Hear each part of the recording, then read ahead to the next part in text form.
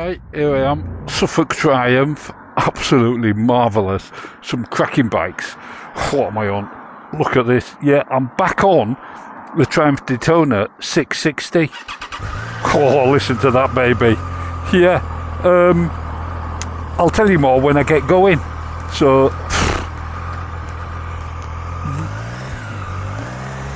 this was a bike I was going to buy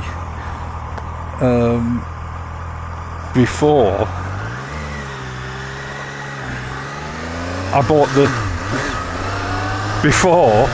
bought the Suzuki GSX-8R. Very close to me from a point of view of what I wanted it for. To be a little bit sporty, also to do a bit of touring and stuff. I ended up plumping for the 8R simply because I felt that it was slightly bigger, and being a big frame, that helped. Also, luggage, just looking at the bike, I felt it would be easier for me to get better luggage for the 8R than for this. But I think luggage for this will come, and performance wise, well, we'll find out over the next few days, because I've got it for a little while, so we shall see. What am I doing now? Well, we'll have a quick run through it, and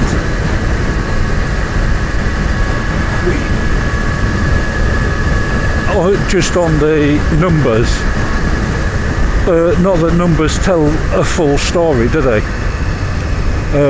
Now, as for this bike, I've done about 500 miles altogether on one or the other Daytona 660s, and I really do like it.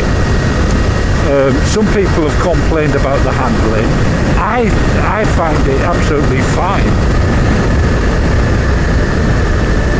But in terms of peak power, I think this is something like about 94 brake horsepower, 70 kilowatts, which equates, I think, to about 94. But I think some people might call it 95 PS. And they're all different ways of measuring the same thing.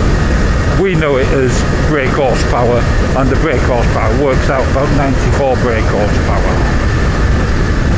Torque, which is probably more important for the road, is 69 newton meters of torque.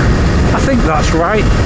But what I'll do is, I'm going to zip down the A12 and the A14, and then I will bring you back, and maybe up at the Hawley Castle we can have another look at it. But that's it on the power. We've got a digital screen, which you've seen before on other models. Enough information. Largely, we want to know our speed, our revs, and how much petrol we've got, and the gear. And that's that. We don't need to know more than that, really. But it's got a lot more than that. Mirrors, which need adjusting.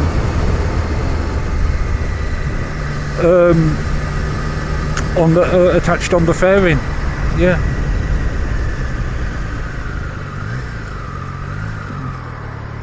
So what I'll do is, brakes, I think they're just standard Triumph brakes, I'm not sure.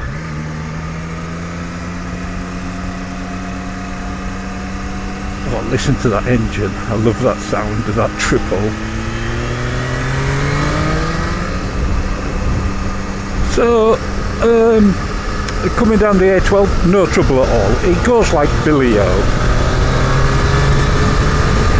I'm just going on to the A14, and so what I will do is I will bring you back when I get to the other end of the A14. Yeah, marvellous, eh? Oh, this van's going to irritate me. Right, here we are. What a hoot. Yeah, goes like Billy-O. Exactly where you want. It doesn't seem to be affected by any of the roadworks or anything like that, you know, the patches and what have you. Also notice it's got self-cancelling indicators as well. That's a bonus, isn't it? Something you don't see too often. Yeah, more buffeting than on my 8R, but then on the 8R I went for a slightly bigger screen, so a bit of an unfair comparison. What I'm going to do, I'm going to go down here and we'll go to Hawley Castle. I don't know if I said seat height 810 on it, yeah, which is sort of middling really, a bit tall for Dave, I think. A bit tall for Dave, but most people can manage 810, I reckon. The gearbox very smooth, the engine very smooth, the clutch really light and easy. Just such a lovely bike to ride, and boy does it shift. Yeah, it really does. Goes like Billy-O.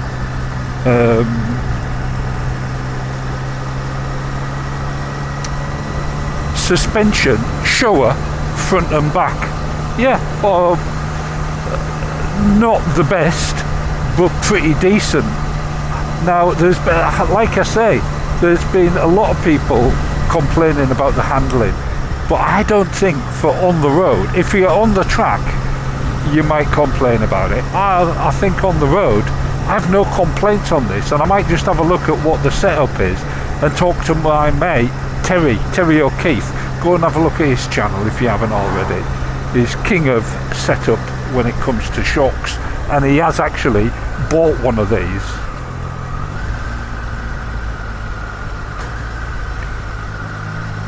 I think this actually has a quick shifter. They must have fitted one if it has, because originally they weren't coming with a quick shifter, don't think, but we'll try. No, it hasn't. But you know, that's another 300 or 400 quid to add on to the price. But at the moment they are on special deal, and I think you can get one of these now for about 8,200. Yeah, that's incredible, isn't it? And self-cancelling indicators. Oh, absolutely marvellous. So here's Hawley Castle, so let's get spun round and have a look at it.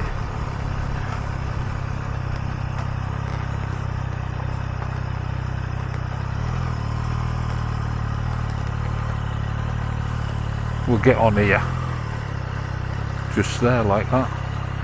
It's wonderful. Into neutral, ignition off, side stand down, and over we go. And let's have a little look at it. You've all seen one before, I'm sure, but there you go. Triumph Daytona 660. Oh, just lovely. Yeah, and it does make me wonder, have I made a mistake? So let's have a look. What have we got? We've got the standard Triumph 2-pot, or is it 4-pot pistons on the front, twin discs, upside down Showa forks. The wheels like a silver sort of black. I really like them, really nice colour. And it's running on Michelin Power 6 tyres, which I think they're fine. I don't think it's that if there is a problem handling, will fix anything. I think they're just nice. I like it. This white fairing, full fairing, with the 660 along the bottom, and the Daytona 660 on the side. Twin headlamps, looks very mean and aggressive from the front, I think. Mudguard stops really short, so but would you put an extender on there? It's not that type of bike, is it? But you maybe would. Engine's quite high up in the chassis, but it's got all that exhaust gubbins going on underneath that they all need to put on to get them through emissions. Standard swinging arm and a Showa monoshock behind. Same colour wheel, obviously. 14 litre tank, which is okay for a sporty type bike. C-type 810. No quick shifter on this one, but the gears are really light and easy to get through, and you can put a quick shifter on if you want one. Holds a bell's toll. Comfort wise, I find it really comfy. Like I say, I did quite a long distance non-stop on one, and I had no problems with it whatsoever. Mirrors, dead easy to see out of. I can see a bit of myself, but that's par for the course when you're a big bloke. Dash, easy to read. Menu, easy to navigate. Sort of clip-on bars, but it's not uncomfortable. It's not too much weight on my wrists. I'm 6'2" with a 34-inch inside leg, so if you're a similar build to me, you'll probably find it fine. Not a lot of room for a pillion, but maybe I'll try and get a pillion test done while I've got this one, and we'll see how we go with that. Yeah, very nice all-round bike, but let's get back on it and think about the senses. Have another little mutter about it. Right, here we are, back on board, ignition on. Brrr, ding. Oh, marvellous. Oh, listen to that triple engine, just absolutely wonderful. Oh, into gear, there we go. And we'll get down this bumpy Suffolk back road. I come across a lot of roads like this, so for me and for a lot of people who live around here, it's important to know what a bike's like down a bumpy old gravelly road like this, even if it's not really designed for it. And I do know already, so it's a bit of a cheat, I've had no problem with this down the back roads.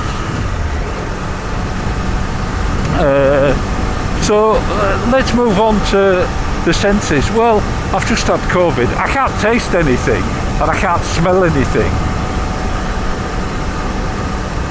This, in this white though, does remind me, it's like a pearlescent as well, it's lovely. Reminds me of a block of Ebor ice cream, the whitest ice cream you could buy. Yeah, marvellous. And smell. When I talk about the smell, bikes do have a smell, and someone criticised me about the senses test, but smell of a new car, smell of a new bike, it is important, and it's all part of the experience. Riding along, smelling the country, smelling the flowers, when you get into town, smelling the takeaways and things like that, the pubs, it all adds to the experience. But anyway, that's by the by. This bike smells of nothing other than a warm engine. What does it look like? It looks like a classic sports bike, doesn't it? That's what I'd say. Fairing, angular, very nice. I like the look of it. I wouldn't have even considered it, obviously, if I didn't.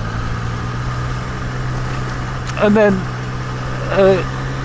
to touch and feel, it's a Triumph. It feels really decent quality for the price as well. Just over £8,000 with the deal on at the moment. I mean, what more do you want? 95 brake horsepower or 94 brake horsepower, 69 newton meters of torque. You get an awful lot of bike for your money. And self-cancelling indicators. Let's leave it. See, I won't touch it. There you go, and it's gone off. Marvellous. Yeah, so quality, fantastic, I would say, especially for the money. Then sound. This triple engine is just absolutely wonderful. And it doesn't have scream when you wind it on. I think you can probably get a pipe for it, but I wouldn't if I'd bought one. I don't think I'd put a pipe on it. I'd just leave it as it is, because it is a nice sound. And then the Sixth Sense, how does it make me feel? I like it. I sort of, you know, I love my 8R and I love this, and it is so close between the two, and I don't think at this stage, whichever one you got, you would not be disappointed with. I think I might ask Terry and see what he thinks of his. I'm sure he's still loving it. Yes, there's probably issues. There's issues with all bikes, you know, and it takes a while when you've owned them for 3 months or so. You think, oh, that could be better, or this could be better. I haven't found anything like that on the 8R, and I don't know of anything on this, but I do really enjoy it. It's a lovely bike. But for now, that's where I'm going to leave it. I've taken it on the dual carriageways, no trouble at all. A little bit of buffeting, but not as much as I have had on some others.